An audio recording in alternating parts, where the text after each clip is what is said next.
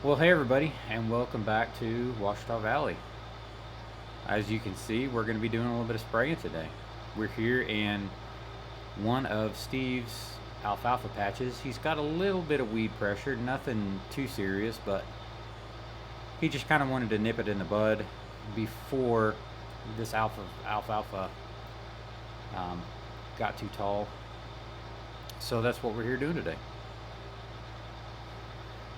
As you can see, I am learning my way around this new sprayer and the auto steer system and spraying system and all that. I have had a little bit of trouble with one of the sections of the auto boom.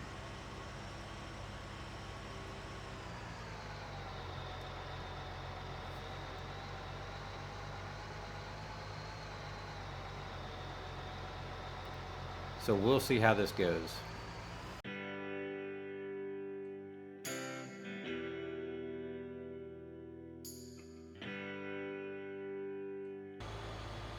So far, I'm really enjoying it. Although the sprayer's got a lot of hours on it, it seems to be a pretty good machine. And I think once we get all of the mechanical gremlins worked out of this thing, that really kind of the hardest part about it will just be it'll just be the making sure that I have my chemicals and all that mixed properly. I think that's, out of anything, that's what worries me the most. It's not really, running into anything or messing the sprayer up or anything like that at all. It's really the mixing the chemicals part of it that really probably concerns me the most. But Matt and Lynn, they've taught me kind of how to do it. They tell me that that I'll get the hang of it, and that any time that I have a question, it's it's always better to ask than to make a mistake like that. So that is good. That's the section right there that I'm having trouble with. It's not one to shut off when it's supposed to be shutting off.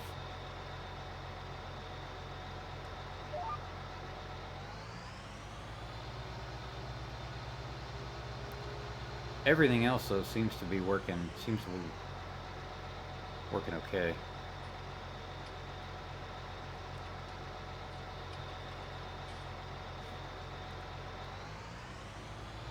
And um, thankfully Steve's alfalfa patches are pretty smooth, so I'm able to move through the field at a pretty good clip.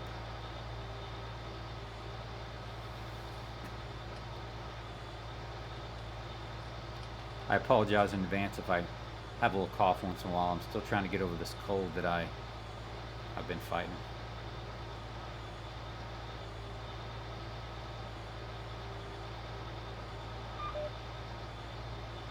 So one thing about this thing is that it is so wide that in these odd shaped fields like this, it can be kind of cumbersome.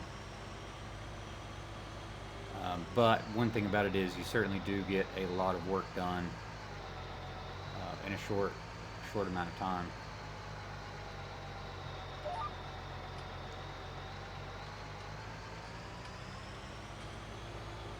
But yeah, I mean, so far everything seems to really be working good, except for that one section. And it's the problem is it stays on. I don't ever have a problem with it coming on. I have a problem with it staying on. So we needed to get this done, and Matt told me just go ahead and go do it. And what you'll need to do is if there's ever a big long run where you need to have it off, you'll just have to turn it off manually, because it will go off with the switch. It just won't go off automatically.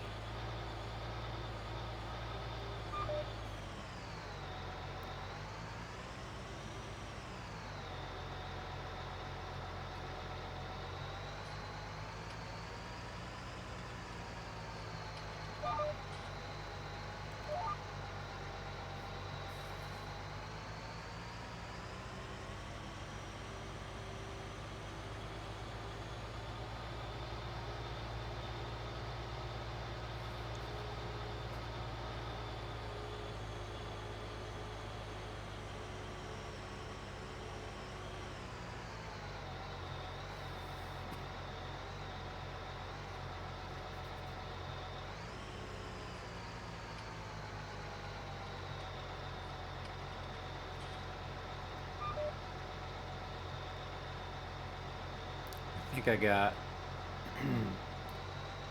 got one little strip here that maybe I could just run.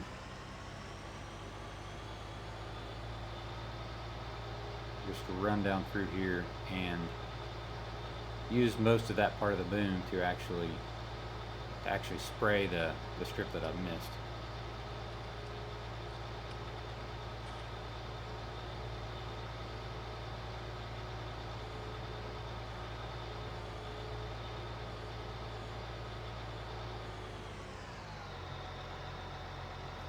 Alright, do believe we're done there. We're going to fold this baby up. Now, one thing about this sprayer that you got to be really careful about is the way these booms fold up. And you'll see when you'll be able to see what I mean in just a second. See how those wingtips flip up? Now, that's fine as long as there's nothing around you. But if you have something around you like a power pole or like a highline wire that's going over the top of the sprayer, that could be really devastating. So that's something I'm always going to have to try to keep in mind, because you know, I don't want to die, obviously, and I'm not sure what would happen if that touched a highline wire, but I'm sure it would be very, very bad. Alright, let's see if we can get our tires moved in, because right now they are wide track, so we should see our tires start to move in. There you can kind of see them, they're moving in, and we will go down the road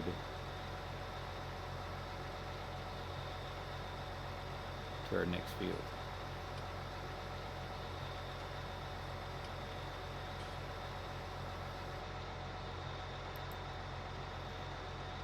All right.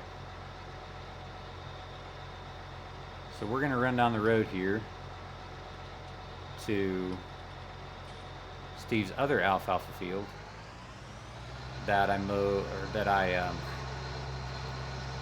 baled for him right after I baled these two fields here.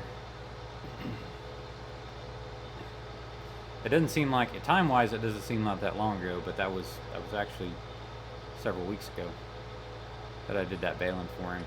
Those will get baled again this fall once they're ready, and it shouldn't be. They're kind of short, so I don't know if the lack of rain, you know, at a certain times this summer, if that stunted the growth or what. But hopefully, it was a pretty good baling when I did it earlier this summer. So hopefully that will come on up and fill out, because I'm really kind of counting on some of that money from the second cutting and baling, as I'm sure Steve probably is too. This corn is just almost ready to go. I mean, I know it's still a little bit green now, but you can already start to tell in some of the leaves that it's starting to change color. And these soybeans as well. These soybeans are just about they're really just about ready to start turning yellow. I think in the next few days, probably as long as it stays kind of warm during the day, we'll start to see these soybeans around here start changing colors.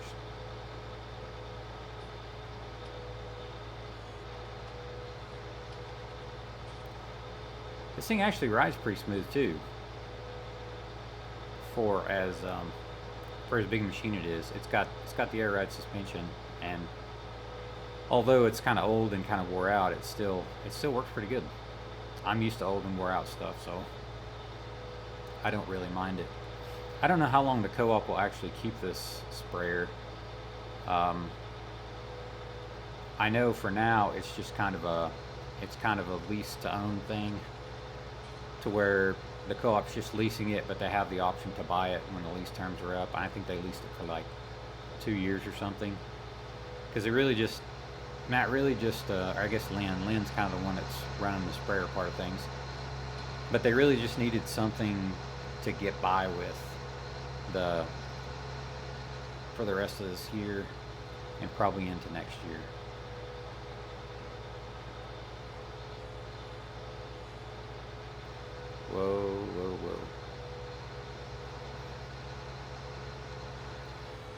I expect we'll see Steve start to do something with some of his wheat ground before long, as well.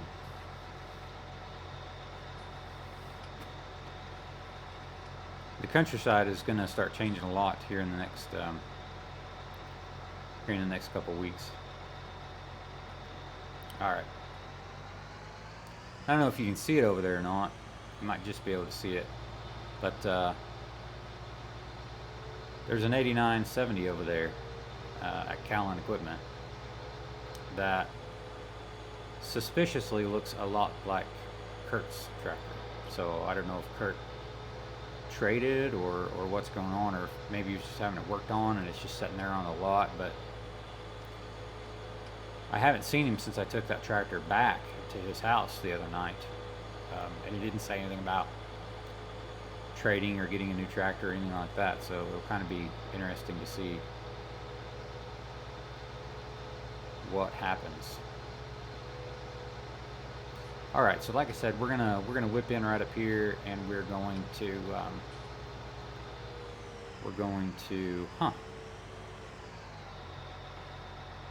try not to tip the sprayer over in the ditch while that car passes. We're gonna whip in right here, and we're gonna put some herbicide down on this alfalfa patch. Who is that? Oh, I know who that is. At first I thought maybe Steve got a new pickup, but that's not Steve. I know who that is. I'll hop out here real quick and go talk to him, I guess.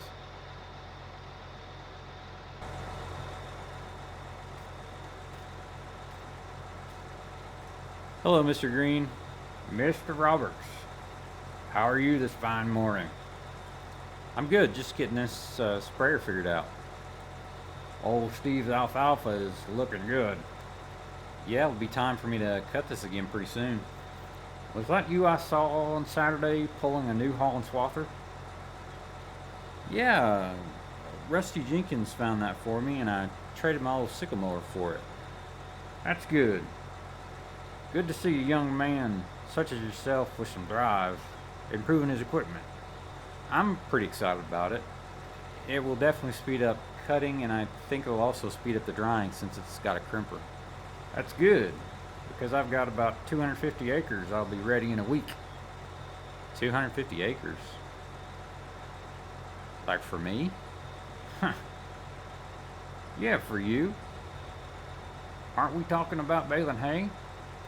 Well, yeah, but I thought you had a regular guy that baled for you.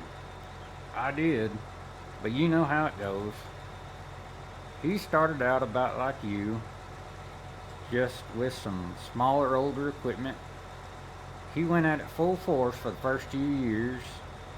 Then he got married, and now he helps his wife's family farm. As he's gotten more involved with the family farm, he's had less time for custom stuff. And he told me after the first cutting this spring that he wouldn't be able to do any more custom work after that. I see. So, when I heard about you, I started asking around about you, watching the work you were doing. Mr. Green, I've got to be honest. I was wondering why you were taking such an interest in my little side business. Now, you know, you've got a problem, though. I do? Yes, you do. You don't have a square baler. Oh. That's not a problem. I've got a square baler. It's old and it's not much to look at, but it bales really good. It's the one that I used to bale all this alfalfa. 250 acres is a lot of square bales, though. You're right. It would be a lot of small square bales. That's why I want either 3x4s or 4x4 square bales. Big square bales. Oh, yes, that's a problem. I don't have a baler for either of those, and my biggest tractor's not quite big enough to run a big square baler. Well then, I was wrong. You have two problems. I'm sorry, Mr. Green, that I don't think I can help you. Cussler, I know a lot of folks around here, and I've done my research about you. By all accounts, I'm told you're intelligent and hardworking. I'm not accepting no from you until you've at least considered it. Mr. Green, Jimmy. Call me Jimmy. Okay, Jimmy. Trust me, I would love to do the work, but I don't have a tractor or a baler that'll do the job. Well, you've got a week and a half to find them. Okay, but even if I did find a tractor and a baler, I don't have money for that. I already have a loan at the bank. Well, Cussler, I think if you want to do it, you'll find a way. I think it's a good opportunity for you if you really want it and are willing to be creative. Before I let you go, I'll add this. The going rate for baling 3x4s is $13 a bale. And for 4x4s, it's $22 a bale. I can guarantee you at least 500 3x4s if you bale that size, or 300 4x4s. That's just for the 130 acres under irrigation. The other 120 acres looks just as good for this cutting. I assume that I would bale for you next year as well. If you do a good job, and you want to, of course. Just think it over. Talk it over with your folks. I know you're going back to school soon as well. But like I said, if you want to continue growing your business, this is a good opportunity. Okay, Jimmy. I'll think it over and let you know something. You're my plan A, Cussler, and I don't really want to find a plan B. Plan B would have to come from further away and would cost more. If you come through here, there might be a bonus. Okay, I'll let you know. Good talking with you, Cussler. See you, Jimmy.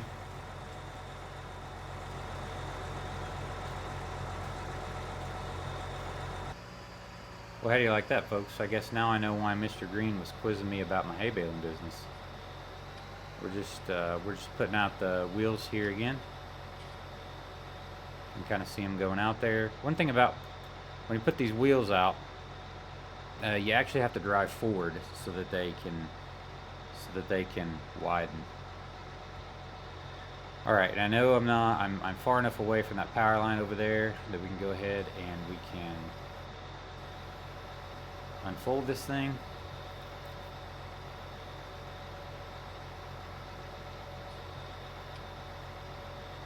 And now I still have my GPS line set up in here, and my GPS line, all it was an A+ heading. So basically I set a starting point and then I put in a heading to make my line. And my line was just an point A plus a heading of 0. So it's just a heading of north and south. And as oddly shaped as this field is, that's probably about as good as I can do anyways as far as GPS goes. There's not really a straight edge on this field other than kind of where the highway is here, and it's not really even that long or straight of an edge, so I'll probably just run off of this same straight north to south line for this. Alright, so let's get our main pump on.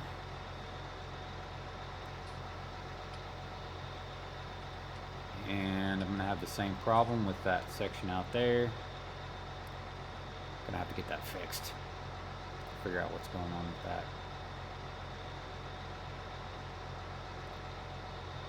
Alright, here we go.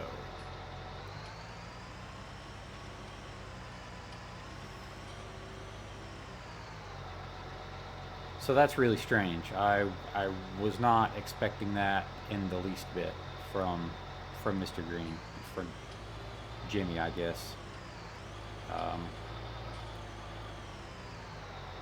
and I'm really pretty surprised. I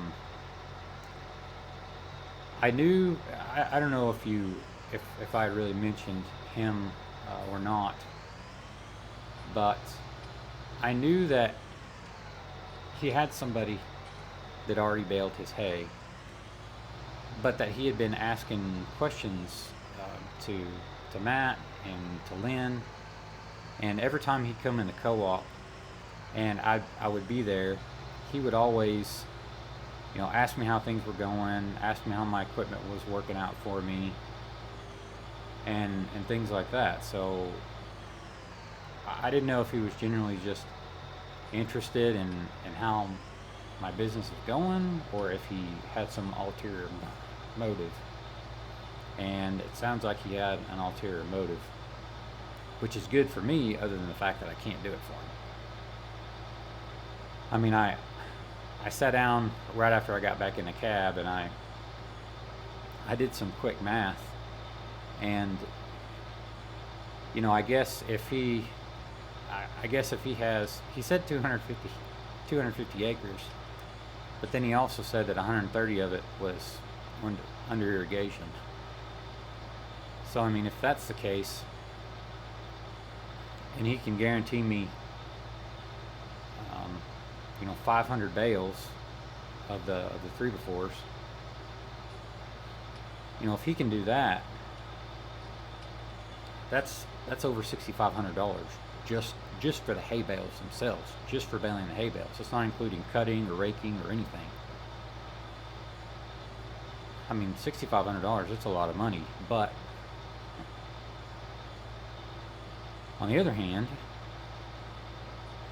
I'm pretty positive that my tractor, that the Fiat is not, it's not big enough to haul, or it's not big enough to pull and be able to bale with any kind of speed and consistency a big square baler like that. It's just not.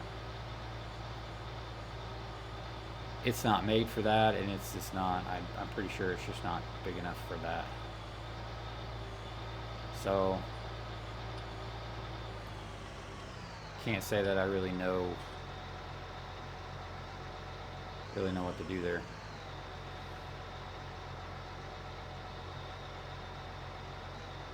I think I'll probably just look at rather than trying to fight with the GPS course, I'm probably just going to hand drive this and spray it out, because it's really not very big. So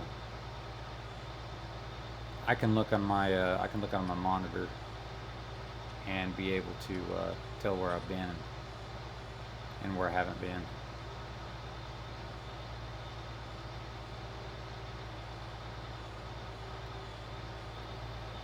So yeah, I don't know. I just don't really. I mean, I guess if I could.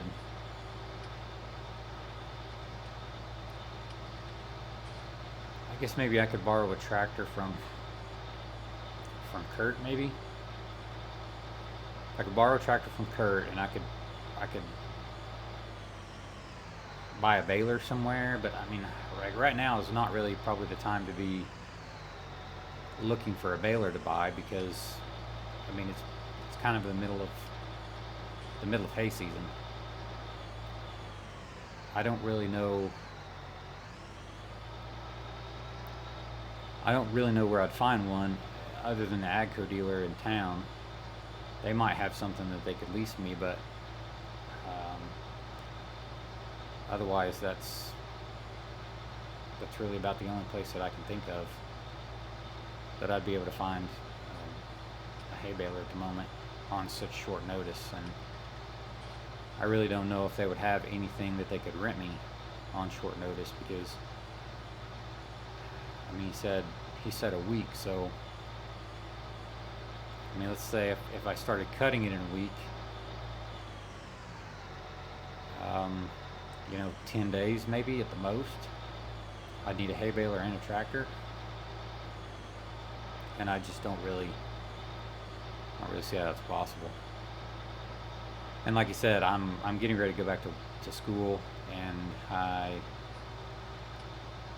My mom was not real excited about me doing this farming stuff, anyways, just because I think she's afraid that I will want to,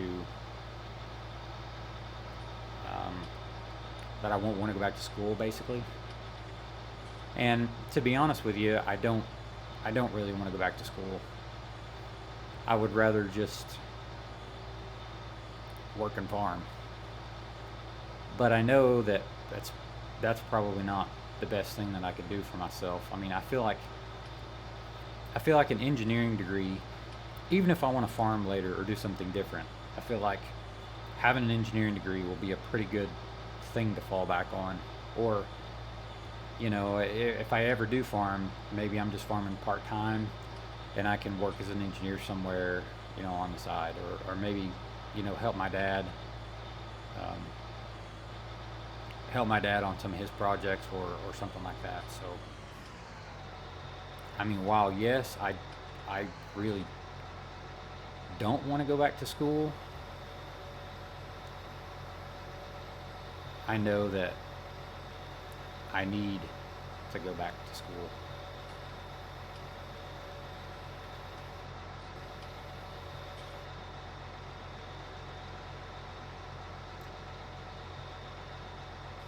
Well, we're going to put these tires, we're going to get these tires put back in, and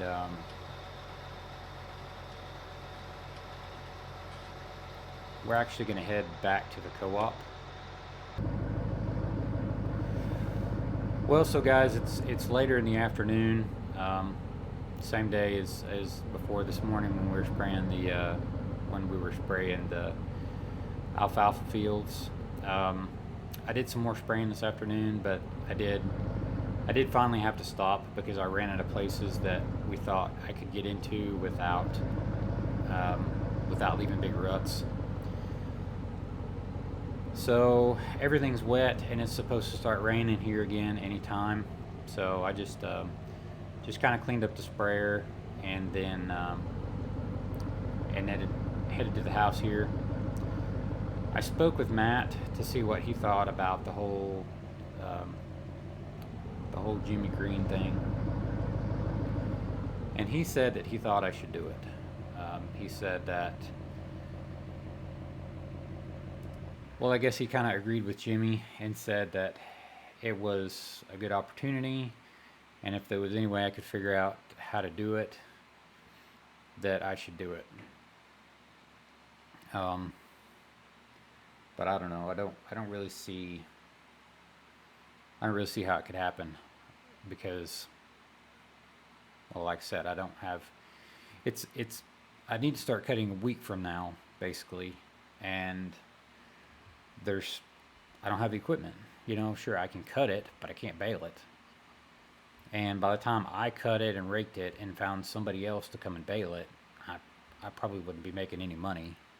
So I don't know. One thing Matt suggested is that I could give Rusty Jenkins a call and see if he had anything that he knew of that I might be able to get quick. But I do know that Rusty he's not home right now. He and his wife had just gotten a new fifth wheel camper, and they had gone up towards Iowa, Illinois, up into Missouri, because they were going to be gone for about 2 weeks, and there were a few equipment auctions that they were going to hit. I guess there was some stuff up there that Rusty was kind of interested in, and he wanted to go up and see if he could get a couple of things bought. But so I don't know. I mean, I just don't know. I mean, I want to do the work because I would love to gain another client and gain more acres, because then it would just be easier to, make money and spread my equipment costs out over more acres. But I don't know, because I'm getting ready to go back to school in about 3 weeks. I'll be back in school again. And although, the university that I attend is only about an hour away, it's still an hour away. The only thing I got going for me is when I enrolled for this semester, um, I only have classes on Monday, Wednesday, and Friday, and I have a lab on Tuesday morning that I get out of that lab at about 9:30, and so I don't have class again after 9:30 on Tuesdays. I don't have class at all on Thursdays. So, I mean, there is still a little bit of time for me to do some work. I think to get the work I have booked right now, I still have plenty of time, but I don't know if or how much more I want to take on. But anyways, I don't know. Well, I'm gonna go see what my dad's up to. He's probably getting packed to go on a trip. He's got to go to Poland for a couple of weeks on a business trip.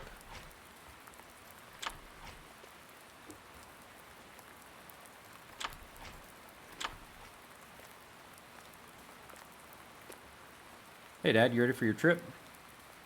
Not quite.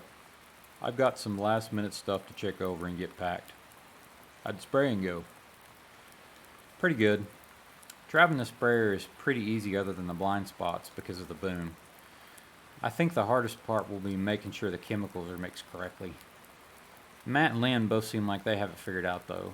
I'm supposed to have one of them check my numbers before I load anything until they think I have the hang of it. I'd say that's a pretty good policy considering that you're new to it. You don't want to be killing someone's corn. That would be horrible. Hey, there's something I want to talk to you about if you have a few minutes. Does it have anything to do with your conversation this morning with Jimmy Green? I should have known. You already know all about it. I wouldn't say that. But he gave me a courtesy call this afternoon. He told me that he tried filling your head with crazy ideas, but wasn't sure it worked. How do you know Jimmy? He was a couple years ahead of me in school when we were growing up. We ran around together a little when we were kids. So what did Jimmy tell you exactly? He told me that his usual Baylor man was too busy with family stuff and he wanted you to take over. Jimmy said he knew you didn't have the equipment, but that he also knew you were smart enough to get it if I'd let you. So what do you say? Well, your mother's not too keen on the idea. She's afraid your farming's going to interfere with your schoolwork this fall. I'm inclined to let you try, because whether you succeed or fail, you'll learn something. Yeah, I get that. 250 acres doesn't seem like much until the hay is on the ground and rain's in the forecast. I can tell you that if you do try it, you better get creative with finding your equipment pretty quick. You need to sit down and do some math tonight and figure out how much hay you have booked in the next few weeks. That'll help you understand what you can afford to do. I'll start on it right now. Maybe you can look over it later tonight. Another thing you need to remember is that I leave early in the morning and I'll be in Poland for at least 3 weeks. You'll be doing this on your own if you do it. I know. And to be honest, I'm not sure I should even try.